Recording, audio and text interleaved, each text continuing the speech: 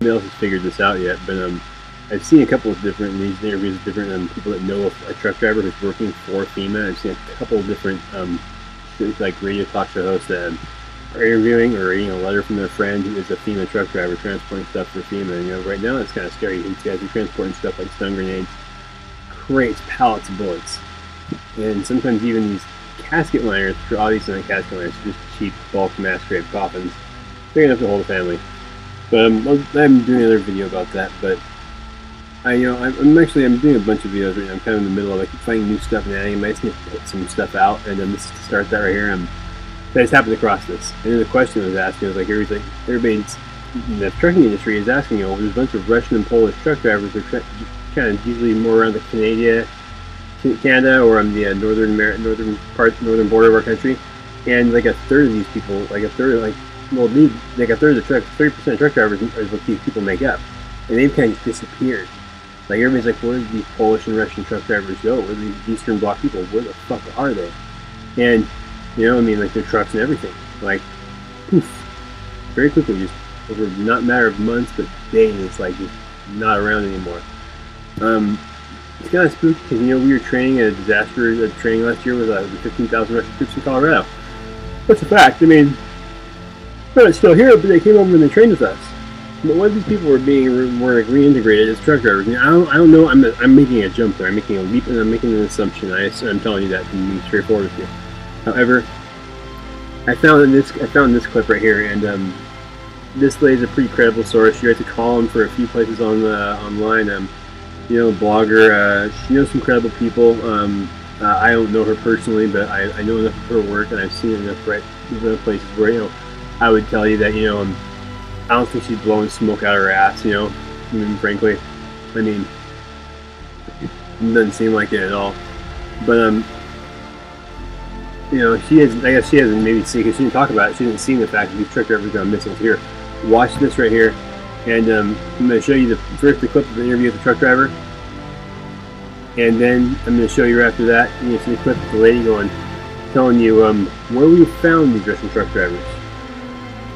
All right, so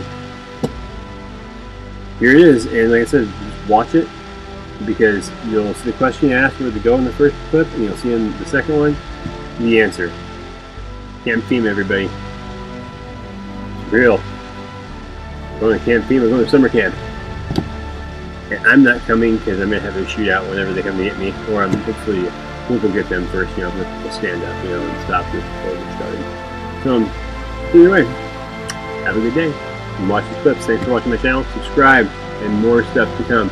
Very careful with conspiracy stuff when I put it out, because you have to be careful, because really easy people discredit you. It's really easy for facts to be ignored, and that's the way it is. So you have to be very careful with how you put this information out there. That's how it goes. All right. That's what I got to answer this phone call. You said all the truck drivers are talking about it, and I mentioned this. You did mention this to me a couple of weeks ago when we talked before about Russian and Polish truck drivers in Canada that have disappeared in the United States. 30% of them. 30% of the Russians and Polish, you said in particular, truck drivers, that their trucks and the drivers have disappeared. So what that means, I don't know. Are they going somewhere? Are they missing? But 30% of the Russian and Polish truck drivers are just vanished. And everybody's aware of it. So, or the people that are the truckers, anyways. So I thought that was kind of interesting. Uniforms on, but they were not uniforms of what they've seen of Homeland Security uniforms.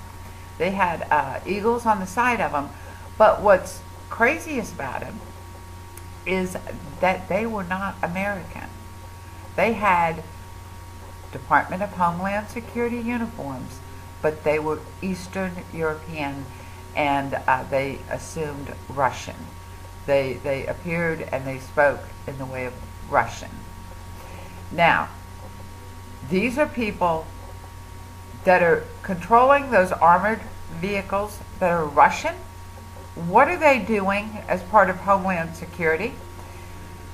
Then the person also told me that up in Gatlinburg, there is right there at the Smoky Mountains, people are being stopped and questioned by Homeland Security, and that it is being reported, many people have reported, that they are Russian.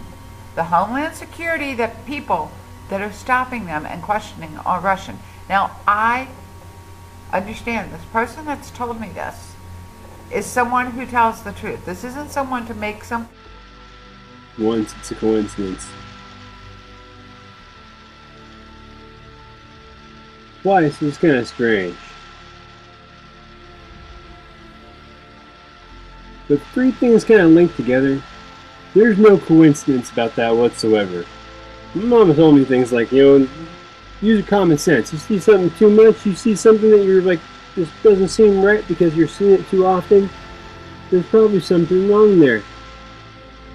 Russian truck drivers disappearing a year after they come and a bunch of Russians train for a mass event, you know, whether it's martial law or natural disaster. And then you know what?